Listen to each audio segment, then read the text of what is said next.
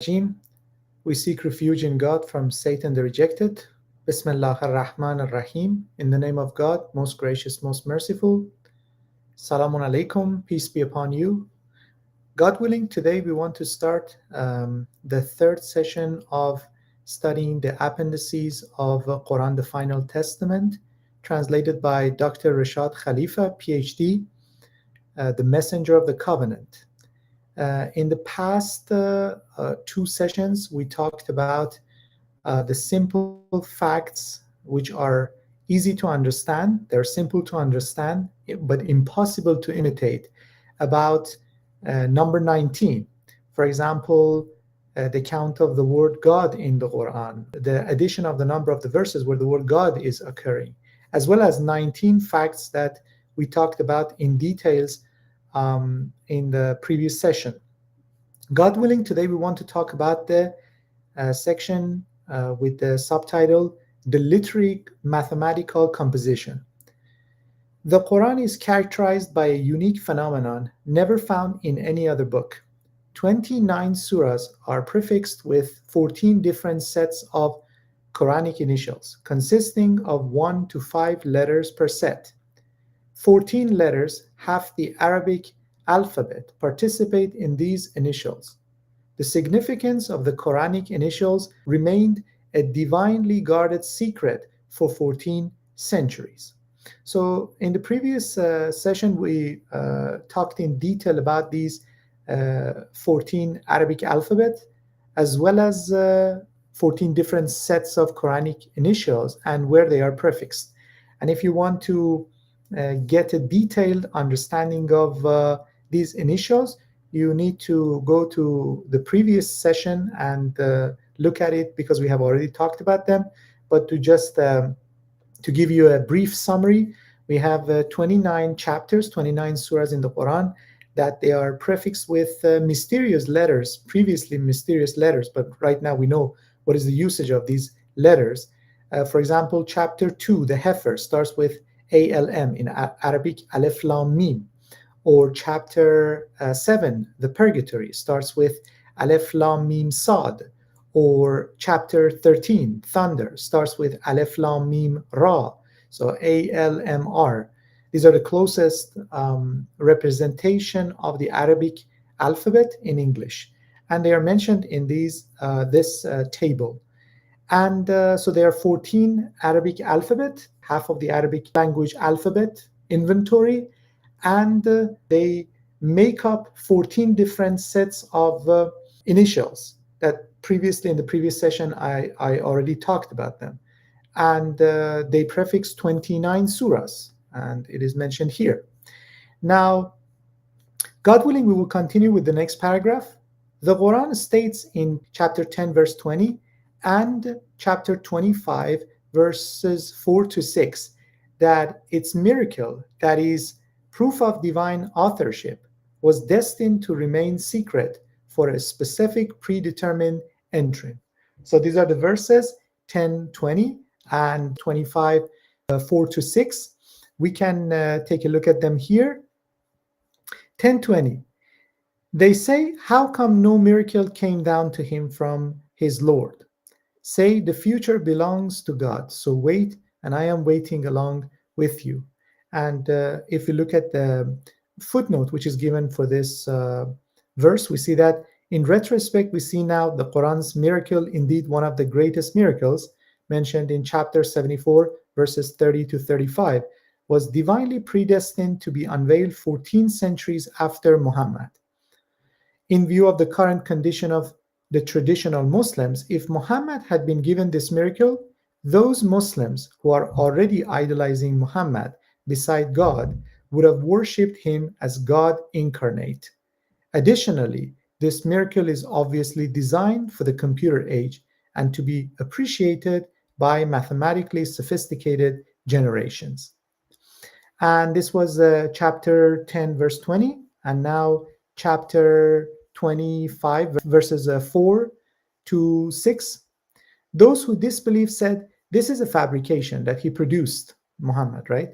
With the help of some other people.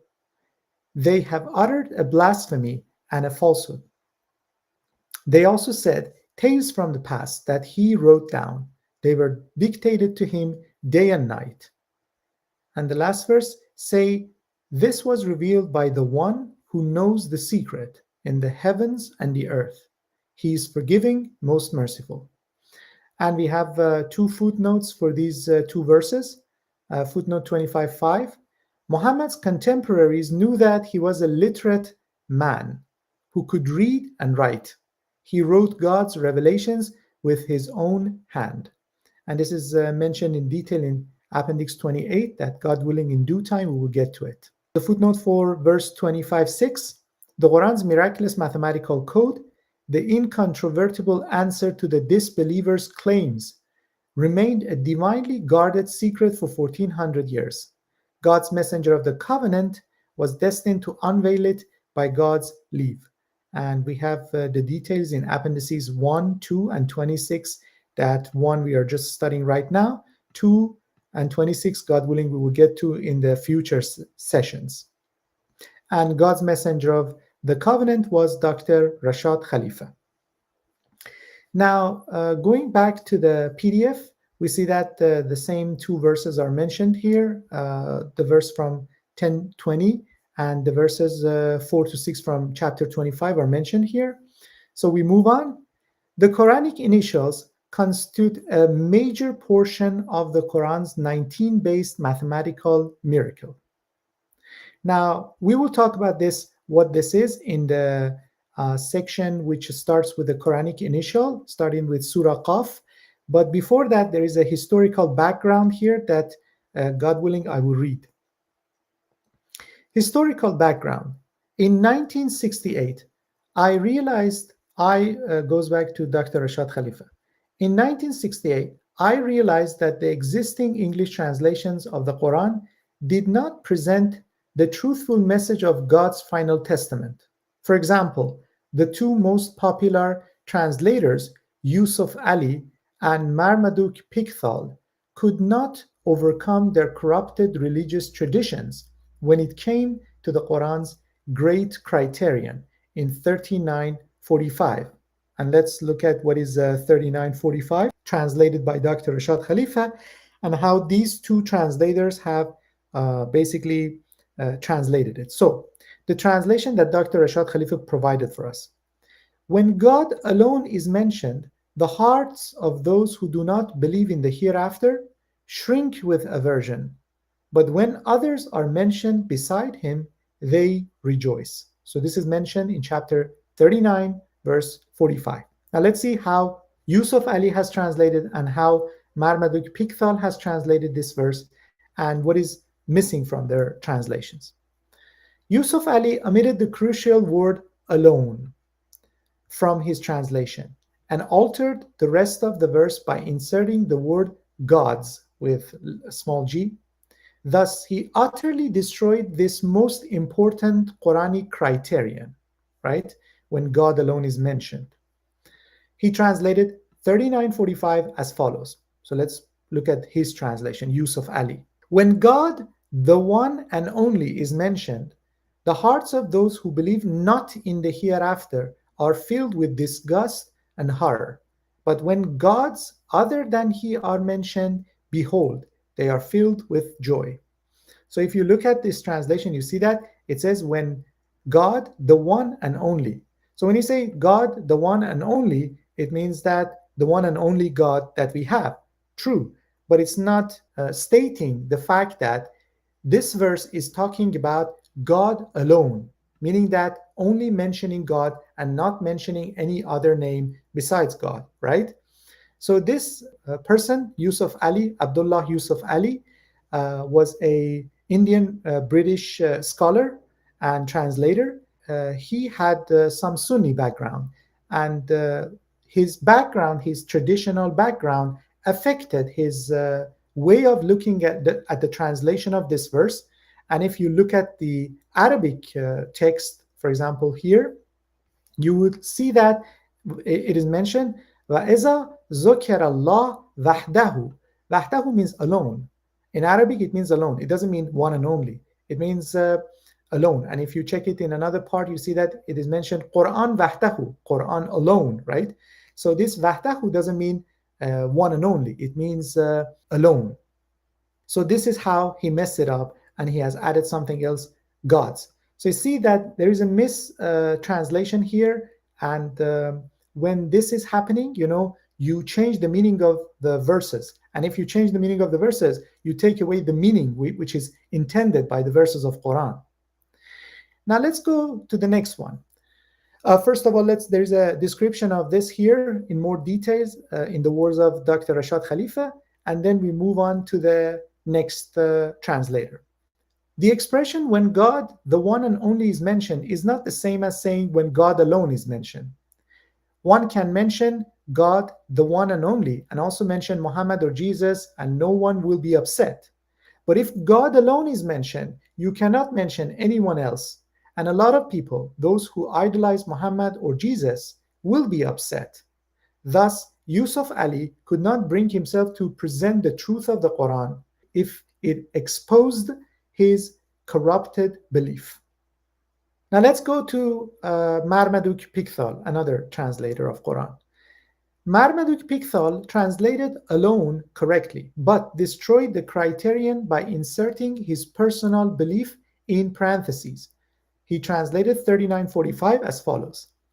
And when Allah alone is mentioned, see, he has translated this one correctly, right? Allah is the Arabic word for God. And wahdahu, he has translated as alone.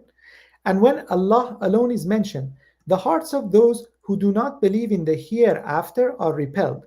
And when those whom they worship beside him are mentioned, behold, they are glad. Now let's see what is wrong with this translation. He has added something here, whom they worship, right? Those whom they worship. We don't have that in the original text. And when we don't have in that original text, we're not allowed to add something to the translation without the authorization of God, right? So these people were not like messengers of God or anybody, and they were just like simple Muslims who were like traditional Muslims, Sunni Muslims, who were trying to translate Quran based on their corrupted religious beliefs, which was actually rooting from the hadith, the hearsays attributed to Prophet Muhammad, fabrications attributed to Prophet Muhammad.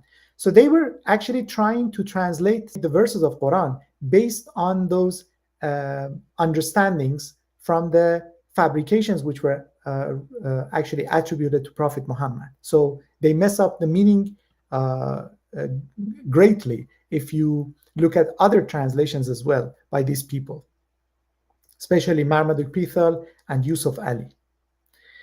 Now let's move on. God willing, I will continue. When I saw the truth of God's word thus distorted, I decided to translate the Quran. So this is the word of Dr. Rashad Khalifa.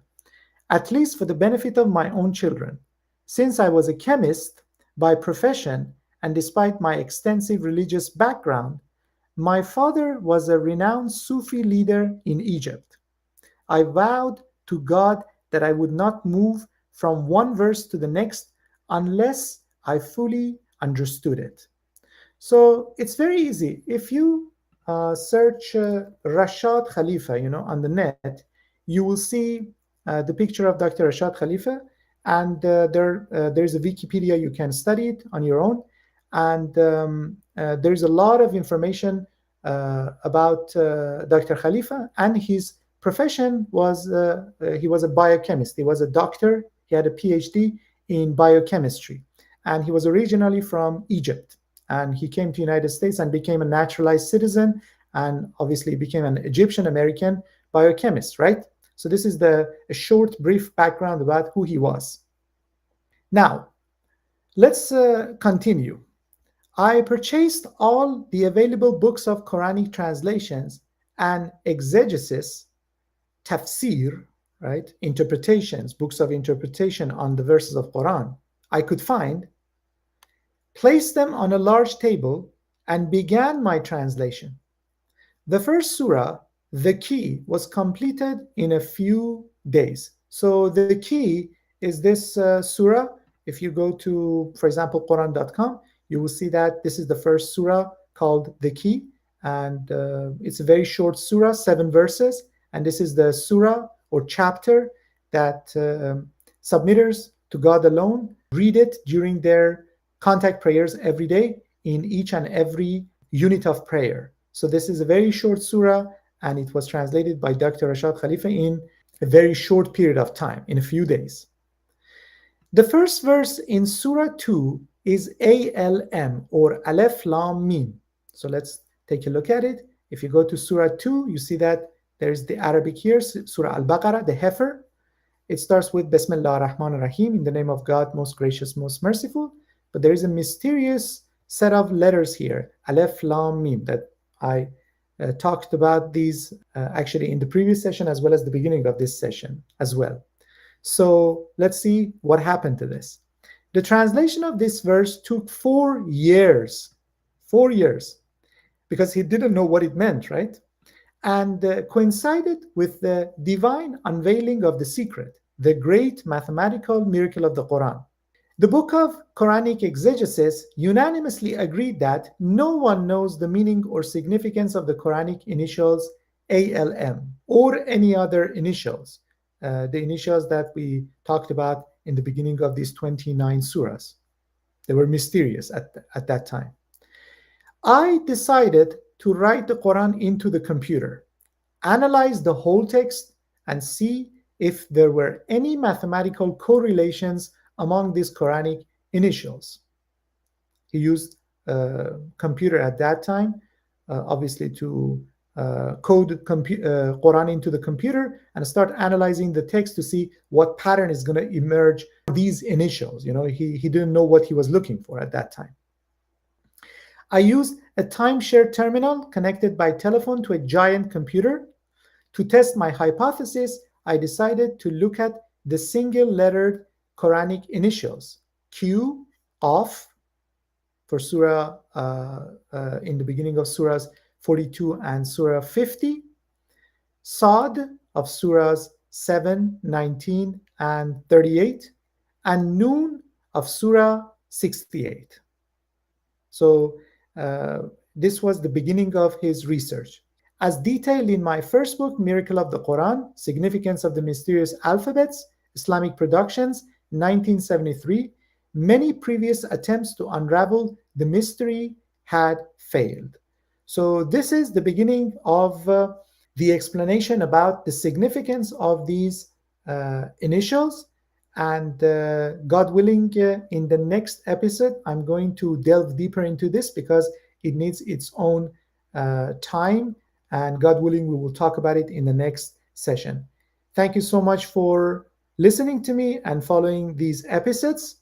And may God bless you. Salam.